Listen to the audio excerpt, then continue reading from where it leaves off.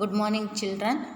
Last class you have seen what is the constitution and why is the making of constitution very important, because we have studied the case study of the South Africa, how there was a apartheid practiced in the South Africa, and how much what you can say the people suffered a lot because of the apartheid practices. The blacks were denied of their citizenship rights. They were exploited both physically as well as mentally by the white people. So this racial discrimination has not led their country to the development. So for that sake, in order to, when they all compromised with each other, when they all thought that we should now we should should concentrate on the development of our country, now we should stop the violence in that country. That time they had one big problem or major problem was how to set the rules and regulation, who should sit and write the rules and regulations. So these were all the problems in those days the South Africans were facing. Then afterwards they however managed to write one common constitution, which is the biggest constitution in the world, and they came that now the compromise between the whites and the blacks have made the South Africa towards the development. So now in our India also it was the same problem. In 1931 this problem had started, and so many people have sat together to write the constitution, right? So the thing now we are now in the Constituent Assembly. So how was the assembly made for writing the constitution? Let us see who then were the makers of the Indian Constitution. You will find here very brief sketch of some leaders who played an important role in making the constitution. So who were the leaders who had made this constitution? Let us see. The drafting of the document called the Constitution was done by an assembly of elected representatives called the Constituent Assembly. We can see that this assembly, the drafting, the writing work of the Constitution of this big document was made by whom? Was done by the elected representatives called the Constituent Assembly. Elections to the Constituent Assembly were held in July 1946, and the first meeting was held soon after in the December 1946. Soon after that, the country was divided into India and Pakistan. I have already told you in the last class that India was divided into India and Pakistan in August 15, 1947. That time what happened? There were two Constituent Assembly was formed. One was Indian Constituent Assembly and another was Pakistan Constituent Assembly. The Constituent Assembly that wrote the Indian Constitution had how many members? 299 members were there in the Constituent Assembly. The Assembly was adopted where on 26th November 1949 the Assembly got adopted, and it came into effect when the 26th January 1950. That year we are celebrating it as a Republic Day. Let us see now further, why should we accept the constitution made by the assembly more than 6 decades ago? So about 60 years have become after the writing of the constitution. Why we are following the same rules and regulations which are there in the constitution? The reason is the constitution does not reflect the views of its members alone. It expresses a broad consensus of its time. So the elected representatives are not telling, it is not only the members' view, it is the broad consensus view, it is the people's view about the things that had happened in those days.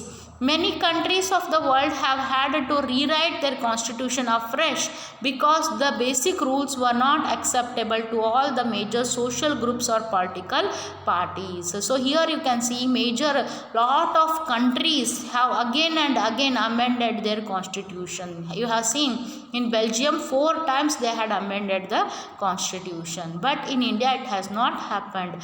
In some other countries the constitution exists as a mere piece of paper. paper. So nobody is following it. It is just a piece of paper. No one actually follows it. So these are the things happening because they have not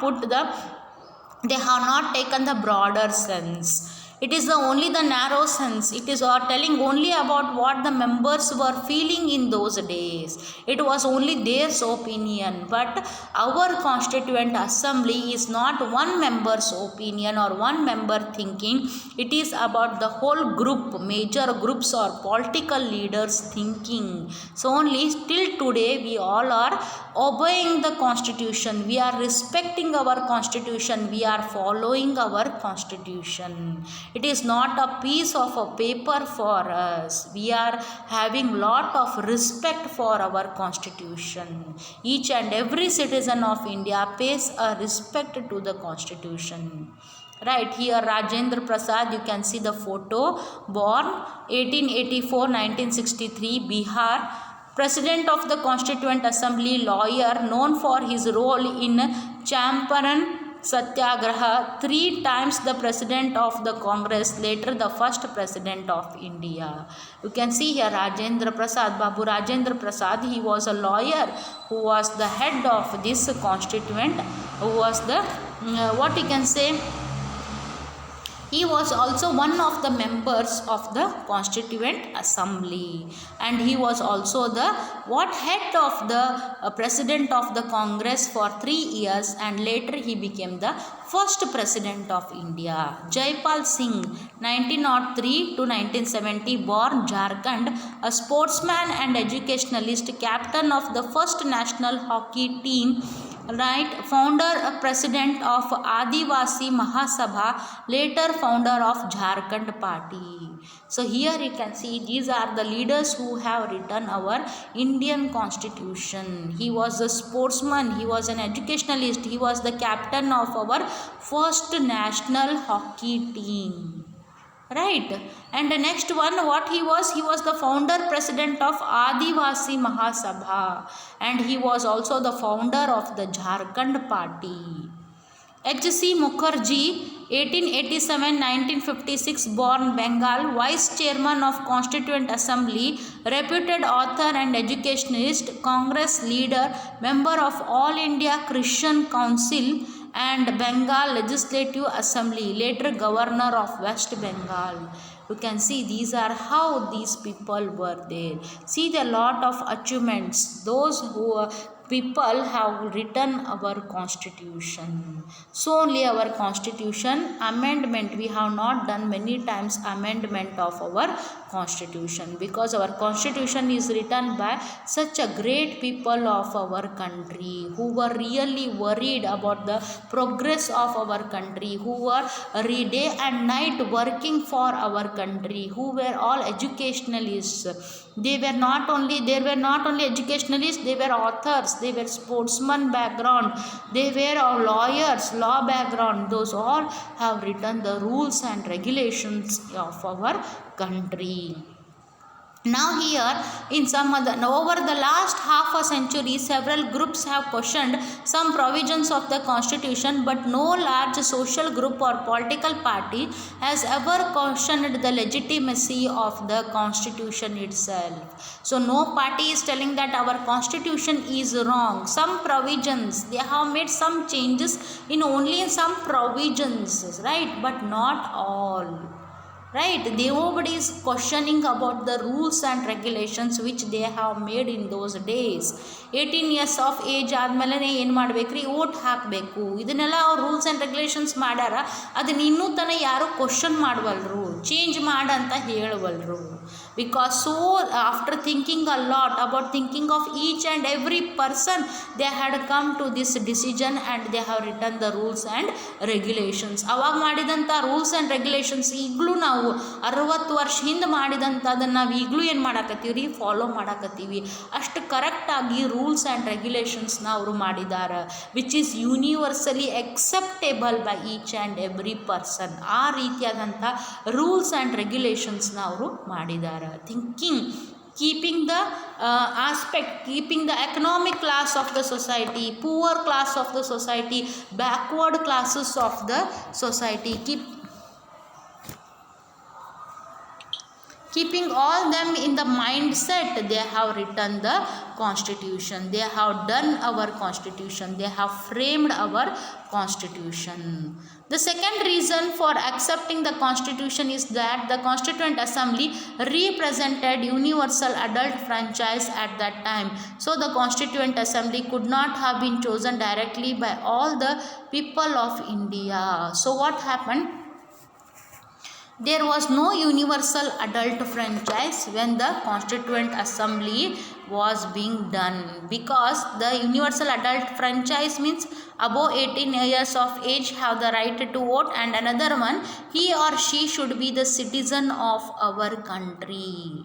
But in that time, these elected representatives were not the citizens of our country. Some were the British representatives also, elected mainly by the members of the existing provincial legislatures that we mentioned above. This ensured a fair geographical share of members from all the regions of our country. So what happened? All the members, they were having the existential provincial members, they were legislatures, they, as we mentioned above, they had ensured fair geographical share of members. So all these members were from our country.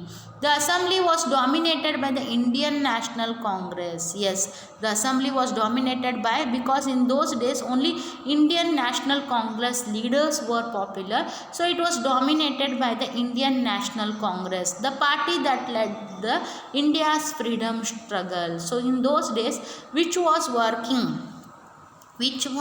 fighting against the British. Which party was fighting against the British means it was the Indian National Congress. But the Congress itself included a variety of political groups and opinions. Here what happens? The Congress team had variety of the political leaders and their groups, and also they had the different opinions. The assembly had many members who did not agree with the Congress. So the assembly had a lot of members who were not agreeing with the Congress. In the social terms too, the assembly represented members from different language groups, caste, classes, religions and occupation. So what happened here? The members were of the different caste, different religions, different groups, different classes, they were there. Even if the Constituent Assembly was elected by universal adult franchise, its composition would not have been very different. So here they are telling that even if the Constituent Assembly was elected by the universal adult franchise only, then also what we can see that here the composition would not be very different. It would have become the similar only.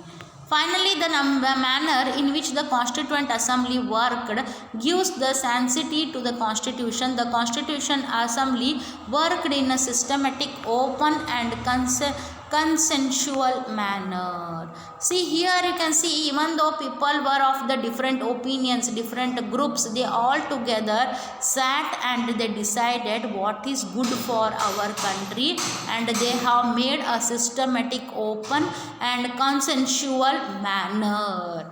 Means without any issues they have written the Constitution. First, some basic principles were decided and agreed upon. So first what happened? Some basic principles were decided and agreed upon. All these people sat together who were from the different religions, different caste, different groups, different what you can say in the sex also. There were men also, there were women also, and also they were from the different occupations. Nobody had the similar occupation. Everyone was from the different occupations and different class of societies.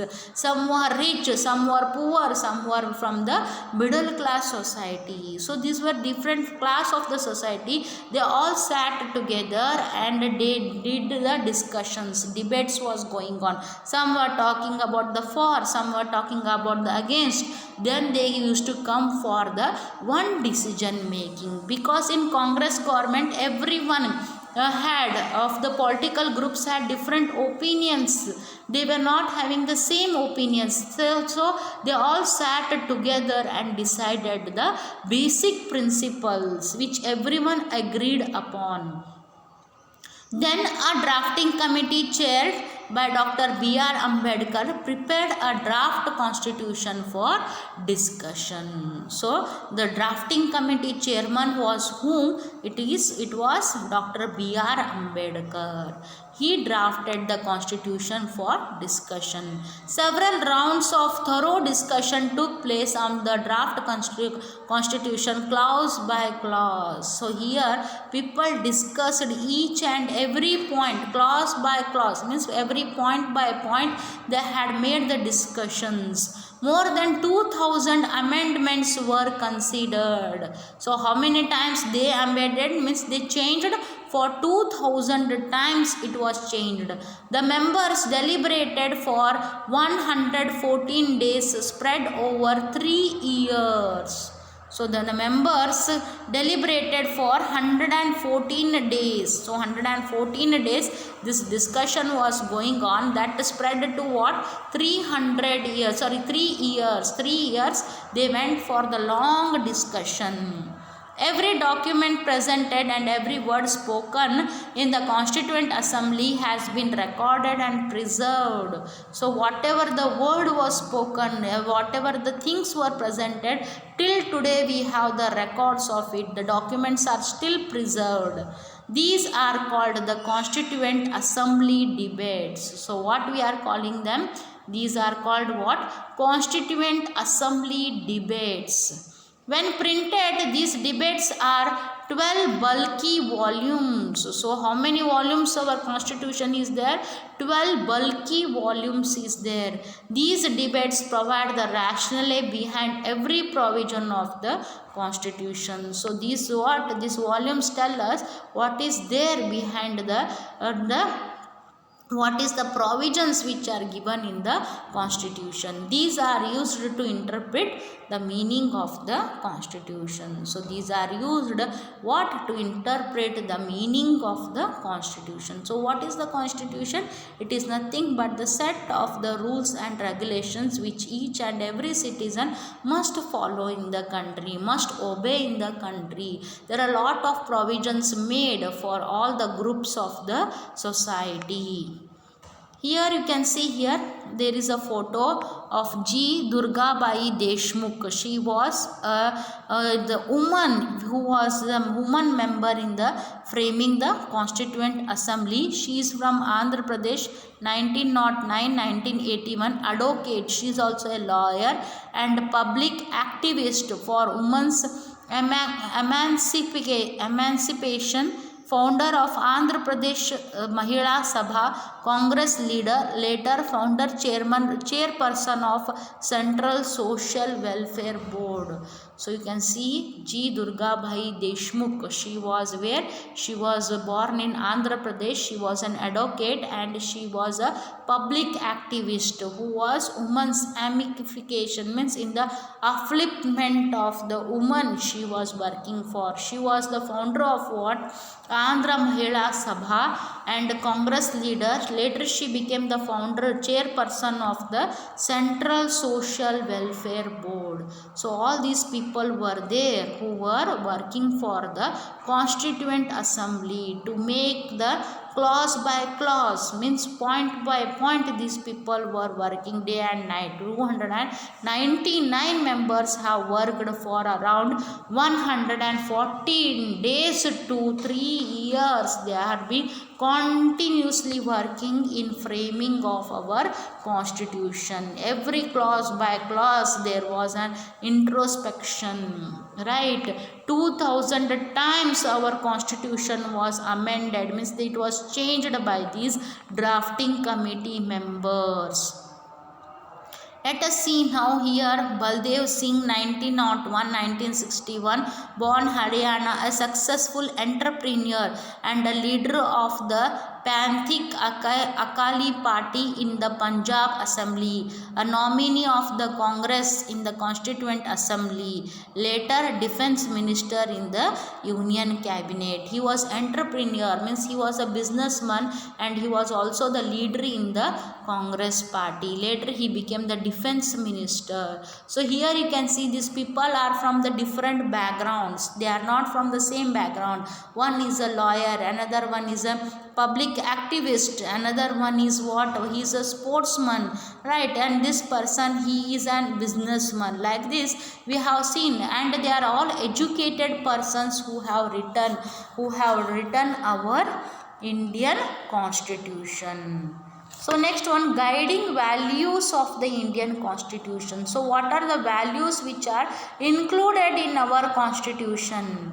In this book we shall study the exact provisions of the Constitution on different subjects. At this stage, let us begin by understanding the overall philosophy of what our Constitution is all about. We can do in two ways. We can understand it by reading the views of some of our major leaders on our Constitution, but it is equally important to read what the Constitution says about its own philosophy. This is what the preamble to the Constitution does. So what is the philosophy involved in our Constitution? What are the provisions of our Constitution? What are the understandings? How can we understand the Constitution? That is all the big questions, and whether it is equally important to read what is there in the Constitution. What does the Constitution say about its own philosophy? So what it is called, this is called the preamble of our Constitution. So it is equally important for us to read what the Constitution says about its own philosophy. This is why we are calling it as a preamble to the Constitution. So what does the preamble to the Constitution say? Let us see the dream and the promise. Let us turn to these one by one. The dream and the promise that time the Constituent Assembly members had. Some of you may have noticed a name missing from the sketches of the makers of the Constitution, Mahatma Gandhi. He was not a member of the Constituent Assembly, yet there were many members who followed his vision. So what happened? His members, the members of the National Congress, Indian National Congress, they were following whose vision? They were following the Mahatma Gandhi's vision. Vision andre endri ದೃಷ್ಟಿಕೋನ. ಎಲ್ಲರೂ ಯಾರ ದೃಷ್ಟಿಕೋನದಿಂದ ಕೆಲಸ ಮಾಡ್ತಿದ್ರಿ? It is none other than the father of our nation, that is the Mahatma Gandhi. All the Indian National Congress members, they were following the Mahatma Gandhi ji. He was not a member, right? Yet there were many members who followed his vision. Years ago, writing in his magazine Young India in 1931, he had spelled out what he wanted the Constitution to do. So in the Young India magazine, he was writing about how the Constitution should be. Those were the visions, those were the views of whom? Of the Mahatma Gandhi. And that had educated, that had made the students, that had made the youngsters to follow the Mahatma Gandhi. ಈಗಿನ ಕಾಲದವ್ರಿಗೆ ಅವ್ರ leaders ಭಾಷಣ ಮಾಡ್ತಾರಂದ್ರೆ ಕೇಳಕ್ಕೆ ಯಾರು ಹೋಗಂಗಿಲ್ಲ, ನೋಡಕ್ಕೆ ಹೋಗಂಗಿಲ್ಲ, right? ಕೇಳಕ್ಕೆ ಹೋಗಂಗಿಲ್ಲ. ನ್ಯೂಸ್ನಾಗ ಅವ್ರು ಹೇಳಾಕತ್ರು ಲಕ್ಷ ಕೊಟ್ಟು ಕೇಳಂಗಿಲ್ಲ. But at the time of Mahatma Gandhiji ಅವರು ಸುಮ್ಮನೆ ನಡ್ಕೋತ ಹೊಂಟಾರಪ್ಪ, ವಾಕಿಂಗ್ ಮಾಡಾಕತ್ತಾರ ಅಂತಂದ್ರೆ 1000 ಮಂದಿ ಅವರನ್ನು ಫಾಲೋ ಮಾಡ್ತಿದ್ರು. That was the power of Gandhiji. ಜನ ಅಡುಗೆ ಮಾಡೋದು ಬಿಟ್ಟು ಮಹಾತ್ಮ ಗಾಂಧೀಜಿ ಹಿಂದೆ ಬೆನ್ನು ಹತ್ತಿದ್ರು. ಮಹಾತ್ಮ ಗಾಂಧೀಜಿ ಅವ್ರು ನ್ಯೂಸ್ ಬರಾಕತ್ತೈತಿ ಅಥವಾ ಭಾಷಣ ಮಾಡಾಕತ್ತಾರ ಅಥವಾ ಮೆಸೇಜ್ ಕೊಡಾಕತ್ತಾರ ಅಂದ್ರೆ ಲಕ್ಷಗಟ್ಟಲೆ ಜನ ಗ್ರೌಂಡ್ನಾಗ ಕಾಯ್ಕೋತ ಕುಂಡಿರ್ತಿದ್ರು. ತಾಸುಗಟ್ಟಲೆ ರಾತ್ರಿನ ಹೋಗಿ ದಿಂಬು ಚಾದರ ಹಾಸ್ಕೊಂಡು ಕುಂದಿರ್ತಿದ್ರು. ನಾಳೆ ಮುಂಜಾನೆ ಮಹಾತ್ಮ ಗಾಂಧೀಜಿ 6 ಗಂಟೆಗೆ ಬರ್ತಾರಂತಂದ್ರೆ ಜನ ರಾತ್ರಿನ ಹಾಸ್ಕೊಂಡು ಕುಂದಿರ್ತಿದ್ರು. ಅಷ್ಟು ಮಹಾತ್ಮ ಗಾಂಧೀಜಿ ಅವರ ಧ್ವನಿ ಕೇಳಲಿಕ್ಕೆ ಇಷ್ಟಪಡ್ತಿದ್ರು. When Mahatma Gandhi died, that time people cried that our father is no more. ಹೆಣ್ಮಕ್ಳಾಯ್ತು ಗಂಡು ಮಕ್ಕಳಾಯ್ತು ಎಲ್ಲರೂ ಕಣ್ಣಾಗ ನೀರು ಹಾಕ್ತಾರೆ. ಎಲ್ಲರೂ ಬಾಯಾಗ ಏನು ಬರ್ತೈತಂದ್ರೆ ನಮ್ಮ ಅಪ್ಪ ಈಗಿಲ್ಲ. That is the word they have used. Our father is no more. So only he is called as the father of the nation. Mahatma Gandhi ji was like that. His visions were like that, which had influenced all the youths of the country. Not only the youths, all the generations of the country he had influenced. Mahatma Gandhi ji was like that.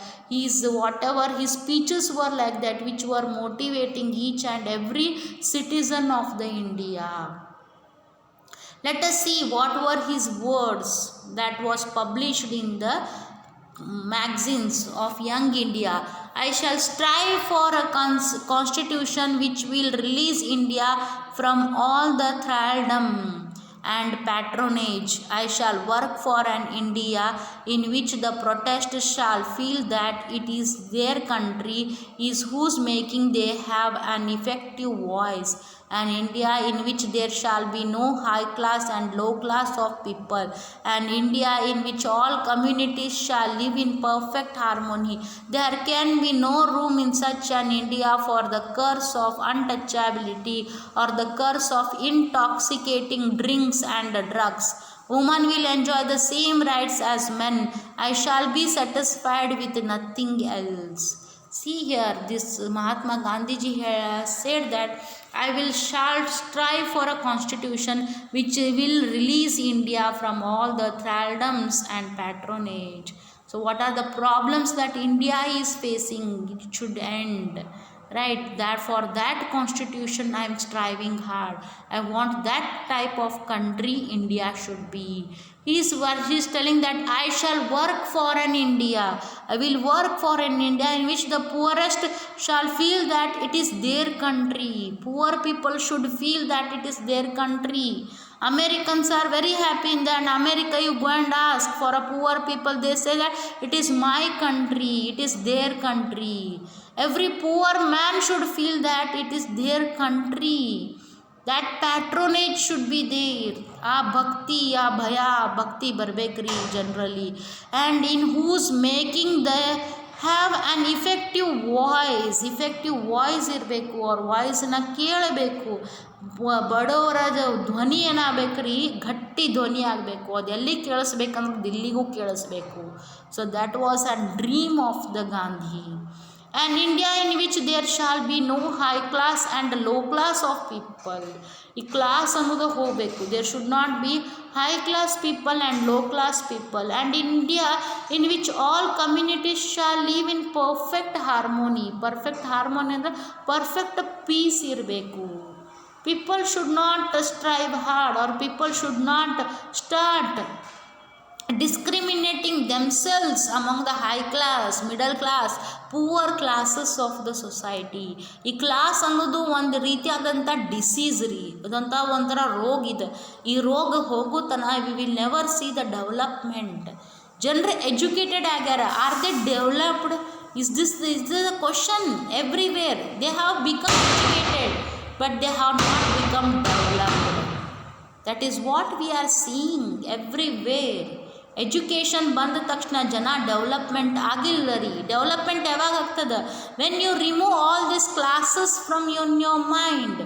Rich class, poor class, middle class. When you remove all this class levels from your mind, your country will become the developed country. An India in which all communities shall live in perfect harmony. Perfect harmony means perfect peace is required. We all the communities need to have a good environment, good atmosphere where the person should learn to respect the religion of the other. Person should be able to respect one another. That is most important. ಒಬ್ರಿಗೊಬ್ರಿಗೆ ಕಿಮ್ಮತ್ ಕೊಡುವಂಥ ಒಂದು ಸ್ವಭಾವ, ಒಂದು ಇದು attitude ಜನರಲ್ಲಿ ಬರಬೇಕ್ರಿ. ಒಂದು we are educated, ಆಕಿ ಏನು, ಆಮ್ ಏನು, ಇವು ಏನು, ಆಮ್ ಏನು, like this we talk. That thing should go up from our minds. We need to give respect to each and every person in the society. ಆಮೇನ ಆಕಿಯೇನ ಆರೇನ ಇವರೇನ ಅನ್ನುವಂಥ ಒಂದು ಆ್ಯಟಿಟ್ಯೂಡ್ ಹೋಗ್ಬೇಕ್ರಿ. When you say that you have become educated, these attitudes should go up from your mind, go off from your minds. Then only India can become a developed country. You have been given, God has given you education, but with these attitudes, your education will not become use. It will not prosper. There can be no room in such an India for the curse of untouchability or the curse of the intoxicating drinks and drugs. Yes, now we have the curse of the untouchability, shapaidari untouchability. That should not happen. There are no untouchables. That should be removed from the society. What we are doing, that is should be removed from the society. Intoxicated drinks and drugs. Yes, you have seen in almost all the news, it is there, intoxicating drinks and drugs. Women will enjoy the same rights as men. Women should enjoy the same rights which the men are getting, right? I shall be satisfied with nothing else. People the Gandhiji is telling that I will be satisfied if these things are happening in our country, right? With nothing else. If all these things are removed, then what will happen? Definitely I am going to prosper, right? Definitely the country is going to prosper. If these things, intoxicating drinks and drugs, if they are removed away from the country, then women are given the same rights as the same men, then definitely Gandhiji said that I will be satisfied with nothing else. I don't need the money, I don't need the richness, I don't need the bungalow, but I need that there should be development in my society, in my country. On the 26th January now of 1950, we are going to entire a life of contradictions in politics. We will have equality, and in social and economic life we will have inequality. So here Gandhiji is telling that on 26th January 1950 we are going to enter a life of contradictions. There will be lot of differences. Politically we have equality, in social and economic life we are still unequals. In politics we will be recognizing the principle of one man one vote and one vote one value. So what happens when politics we will be recognizing what? The principle of one man one vote one value. In our social and economic life, what will happen? We shall, by reason of our social and economic structure continue to deny the principle of one man one value. So what happens? We shall, by reason of our social and economic structure, what happens? We deny the principle of one man one value. So every man has a value, but do we give them? We are giving the values. We are in the social life, we are giving to value, we are valuing that person, we are giving respect to that person who has money, who has the power in the society. Only that person is getting the respect, but the person who has the knowledge, abundant of knowledge, who has abundant of the skills, who doesn't have money, will not be respected in the society. This is how that is there in the economic life and in the social life. In the social life, what we are seeing? The society respects whom? Society respects those people, follow those people who have money and who have powers. Others are not given the respect. Others are not respected. Their work is not respected. Why? Because they don't have money, they don't have power. Even though they do lot of work, their work is not respected by the rich people and the powerful people. Only the powerful people work, the rich people's work are respected. Whereas the poor man's work, poor man's skills, poor man's knowledge is not respected in the society. Akbar, you are all telling Akbar has built that monument, this monument. You don't respect the labor who has worked in for the building of that monument. There is the name of those labors. The name of those labors are not written. Only the name of the king is written. Same thing everywhere. To construct a monument, to build a big buildings, who are working? Lot of laborers are working. Lot of engineers are working under it.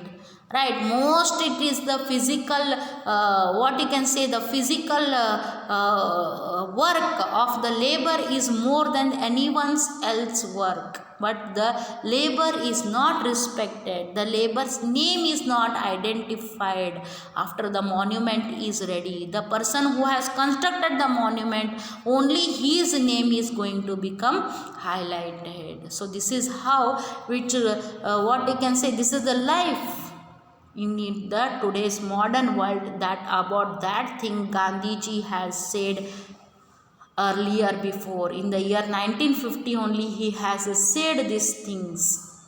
How long shall we continue to live in this life of contradictions? How long shall we continue to deny equality in our social and economic life? If we continue to deny it for long, we will do so only by putting our democracy in peril.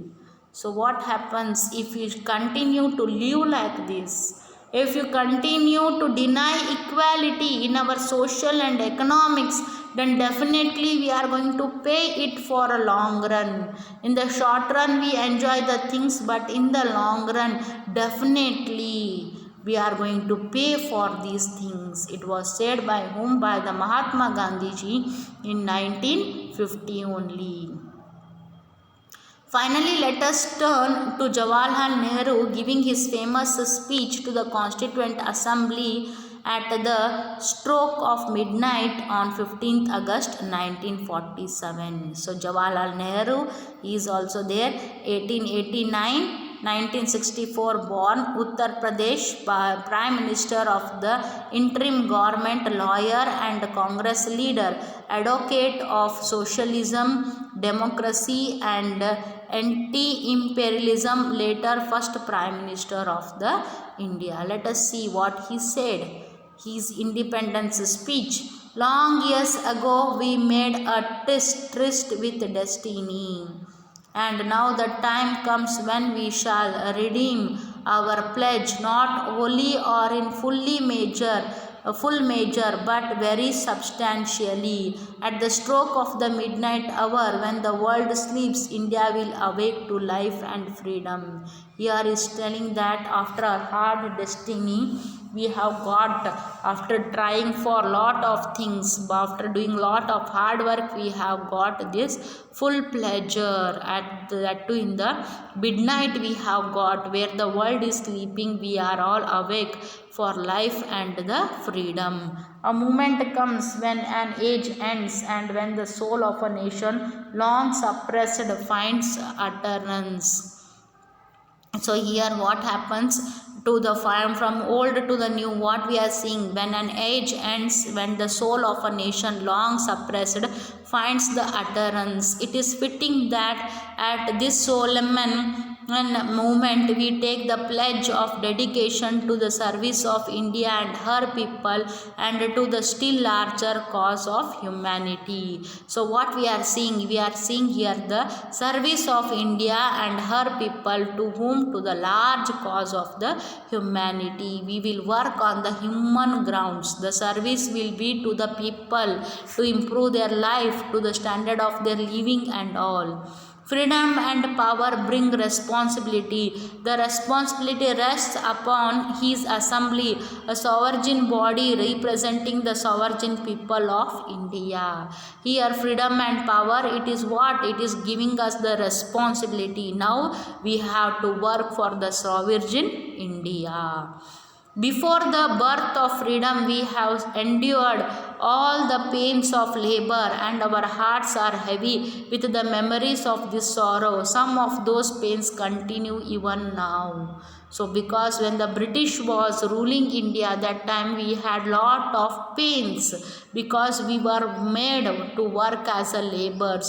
We were treated like the dogs in the hands of the British. So that pain will be there, that sorrow will be there. They had never given us equal rights and equal importance, so that pain will be there in our minds. That the future is not one of the ease or resting, but of the incessant striving, so that we may fulfill the pledges we have so often taken and the one we shall take today. The service of India means the service of millions who suffer. He is telling that the service of India means it is not the service to the Indians, but to the service of the sufferers who had suffered, millions of people who have suffered during the British rule. It means the ending of poverty and ignorance. Means now the British has gone away from India.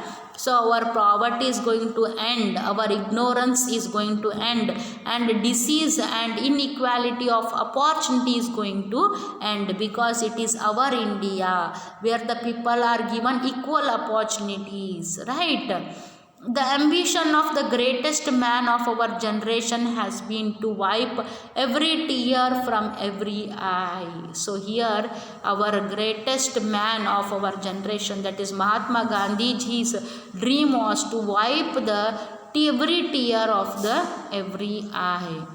That may be beyond us, but as long as there are tears and suffering, so long our work will not be over. Till now, if there is a suffering,